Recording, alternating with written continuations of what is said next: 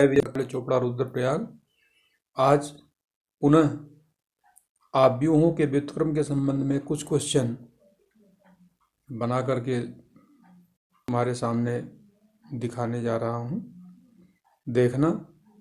और इसे गौर से देख करके और इसको अपने कॉपी में नोट में ही बनाना। फर्स्ट प्रमेय है, वो एक वर्ग आव्यूह प्रतिलोमी होता है यदि और केवल यदि वह एक व्युत्क्रमणीय आव्यूह हो। यदि व्युत्क्रमणीय आव्यूह है कोई, तभी वो प्रतिलोम भी उसका प्राप्त कर सकते हैं। इसका प्रूफ है, मान लो एक n क्रम का प्रतिलोमी आव्यूह है, तो ऐसी स्थिति में b एक n क्रम का ऐसा प्रतिलोम आव्यूह होगा कि AB equal to IN equal to BA और determinant of A into determinant of B equal to IN या determinant of A not equal to 0। विलोम के रूप में हम कह सकते हैं, माना ये एक n क्रम का आव्यूह है, वर्ग आव्यूह है, तो determinant A not equal to 0, यानी adjoint of A equal to determinant A into adjoint of A equal to determinant of A into IN equal to adjoint of A into A, या A into adjoint of A by determinant A equal to IN, या कह सकते हैं adjoint of A by determinant of A into A। तो ऐसी स्थिति में हम देख रहे हैं A into A inverse equal to IN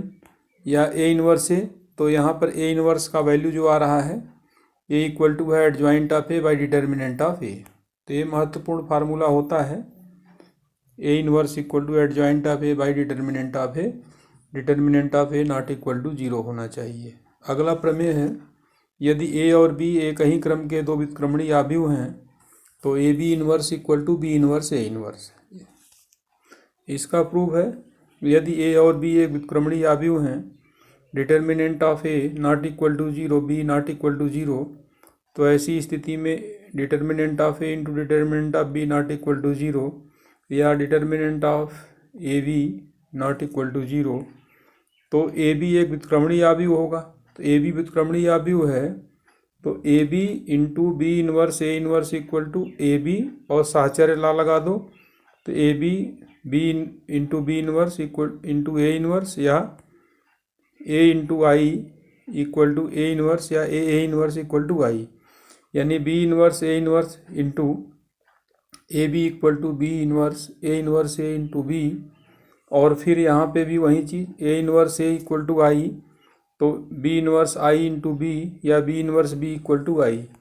यानी AB into B inverse A inverse equal to I या B inverse A inverse equal to AB, यानी AB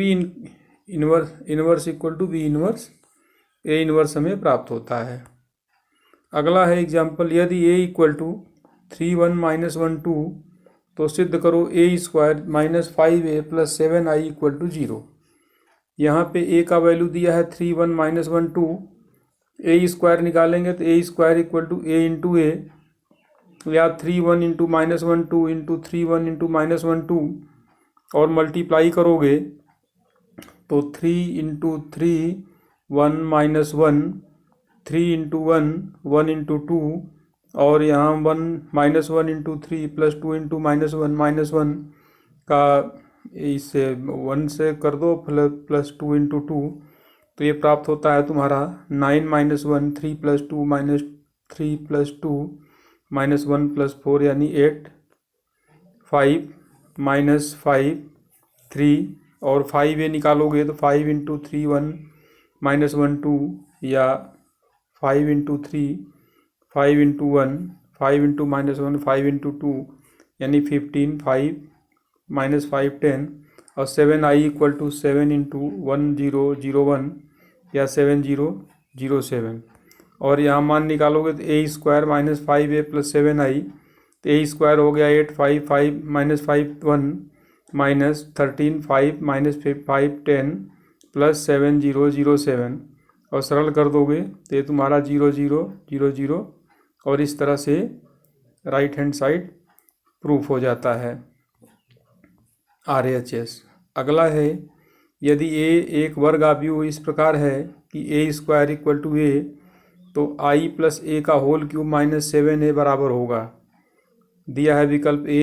i - a, i और 3a। तो दिया है a² = a, तो a² = a दिया हुआ है, तो a³ = a² × a, और a² को लिख सकते हो a क्योंकि दिया हुआ है a × a, और a² = a। इस प्रकार a³ का मान भी a प्राप्त होता है, और i + a का whole cube -7a = i³ + 3i² a + 3ai² + a³ -7a। तो i³ i हो गया और 3i² i, तो 3a हो गया प्लस 3ia² + a - 7a, या i + 3a + a² भी 3a हो गया, तो ये तुम्हारा हो गया 3a + a - 7a, यानी i + 7a - 7a, यानी i + 0 या = i। इस प्रकार विकल्प सी सही है। थैंक यू बेटे। लाइक और शेयर और सब्सक्राइब अवश्य करें।